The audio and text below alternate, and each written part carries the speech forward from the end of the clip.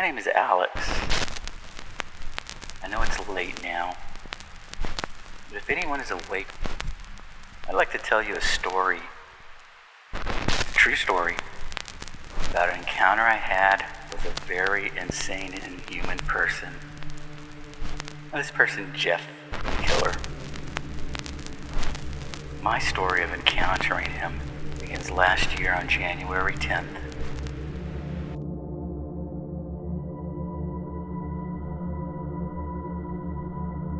It was late at night, like it is right now, and I was doing research on the mysterious killer I read about in the newspapers.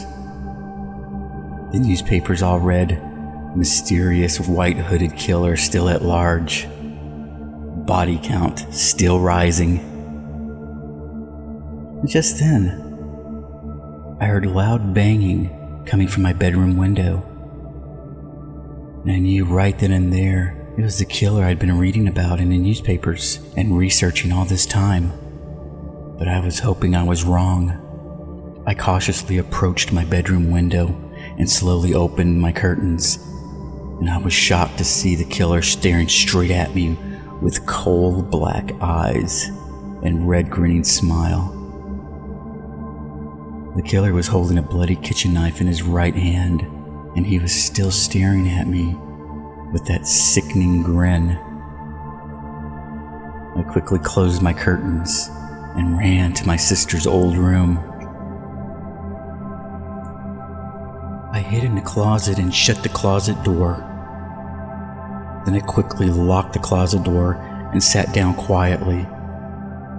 While I was hiding and sitting down in the closet, I also stayed still. Just then I heard my bedroom window smash and sound of broken glass shattering. I heard the sickening sounds of footsteps. The footsteps got closer and closer to where I was. Then everything went silent. My blood started to boil and my heart started racing. I knew somehow I was going to die, but I did not want to accept it.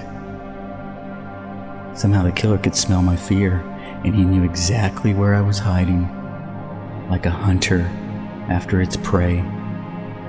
Then the killer spoke to me from outside the closet door and said, "Come out. I know you're in there." I ignored him and tried to think of a plan to fight back and escape, but I was trapped, and the killer would kill me if I fought back. I was pretty much going to die anyways. The killer spoke again and said, "Come out, or I'll force this door open and pull you out." I again ignored him out of plain stupidity, and I felt myself go into flight or fight mode. The killer spoke for the third and last time and said, "If you're going to run and hide like a scared little chicken, then I'm going to slaughter you like one." I froze in fear and my blood ran cold. Why am I always in these stubborn situations? I thought, fuck! I should have just listened to the killer the first 2 times he spoke. But it was too late for me. Now, because of my stubbornness, I was going to die, and all I could do was just stay in there in that closet, frozen in fear, unable to fight back or escape from Jeff. I could hear the sounds of the closet door being slashed and cut through by the knife of Jeff the Killer. It was like the sound of an axe violently cutting through thick trees. The sounds of the closet door being slashed and cut through got louder and louder and louder. I could see large cracks all over the closet door. Some of the wood chipped off and left small misshapen holes on it. The holes in the closet were small enough to see through, and I could see Jeff, the killer, on the other side of the closet, still slashing and cutting his way through the closet door. Even though I was still in the closet and frozen in fear, I waited for Jeff, the killer, and to finally accept my fate. Jeff the killer finally destroyed the closet door. It was smashed into pieces, and I could see the killer. He was still holding his knife in his right hand and staring right at me with his coal black eyes and blood red grin. Just then, as the killer thrusted the knife towards me, I quickly went from frozen to fear to survival mode. I used my right hand and grabbed the killer's right arm and squeezed it tightly. The killer then tried to use his left arm to pull my right hand off his arm, but I used my left and grabbed his left arm. I began to tightly squeeze the killer's arm more and more. The killer then dropped the knife from his right hand, and the knife landed on a pile of broken wood from the destroyed closet door. I let go of the killer's arm, and he laughed maniacally. "What's so funny?" I said to Jeff, looking at him with a serious, yet partially scared expression on my face. "I don't need a knife to kill you," the killer said as he looked at me with a crazed expression on his face. "What are you talking about?" I said. The killer then grabbed me by the shoulders and threw me across the room. I slowly got up off the floor. Even though I was bruised, I stood up. As I charged toward the killer, he picked up the knife off the wooden pile and stabbed me in the chest. I collapsed to the floor in front of him, but I got up and tried to keep fighting him. I was still conscious and in a lot of pain. The killer saw I was bleeding, but still alive, and stabbed me multiple times in the chest and stomach. Finally, after taking multiple stabbings and bleeding heavily, I lost consciousness and collapsed to the floor. The killer looked at my beaten body and said, "I know all about your brother. And with his mental issues, he will turn into a great killer just like me." Just then, I felt a very strange feeling come over me, like a burst of anger. But something more than that. And even though I was bloody and beaten, I got up off the floor and shouted, "Leave my brother alone!" I was bleeding from my chest and stomach, but I didn't feel any pain from my stab wounds. The killer looked at me and said, "You're still alive." I looked at Jess with a crazed expression on my face and said to him, "The thing about pain is that you learn to embrace it. The thing about pain is, if you can learn to embrace it, you can use it against others. I'm going to use it to kill you."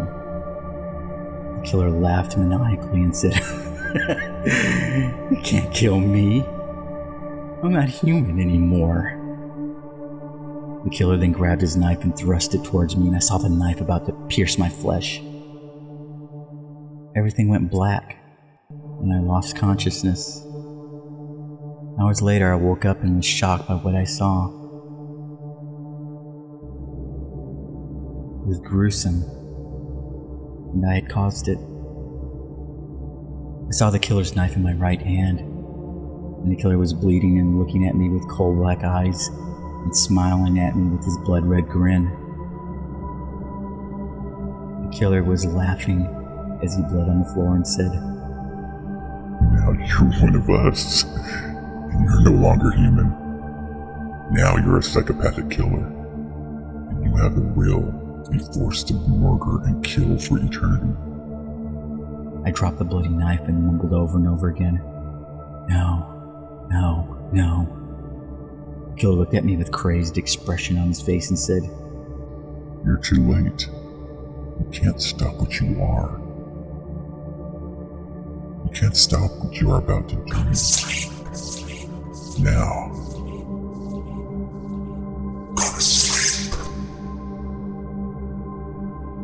I blacked out and lost consciousness again.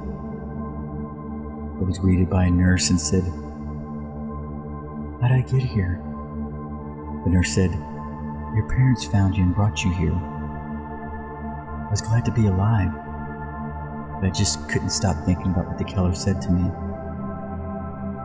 One of them, not human, psychopathic killer. And the last part, forced to murder and kill for all eternity. What's going to happen to me? Hell, I don't even know if I have much humanity left in me either. what to do anymore. So fucking confused. I don't know what the fuck Jeff did to me. Or what the hell he wanted. Or whatever it is, he got it. Because now I'm not the same person I used to be. Make sure you lock the doors and windows. Call the cops and hide. If you're wondering why, it's because the next killer you see outside the window could be me. For I am about to sin.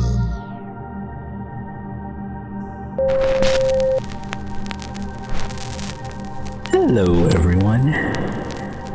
My name is David, and the person in these recordings is now dead. I killed him, and now only I exist as part of his body and broken mind. No longer am I the weak human boy who survived Jeff the Killer. Now I am Dead David. Jeff, if you're hearing this, I'm coming for you. I will not stop until Jeff and his followers are dead. I am a proxy now, and I am very powerful. You can try to kill me, but guess what? I am fucking invincible now. Jeff, you will die. And I will succeed. And I will destroy all those who defy the orders of my master. So Jeff, enjoy your killing spree while you can. Because it will be your last.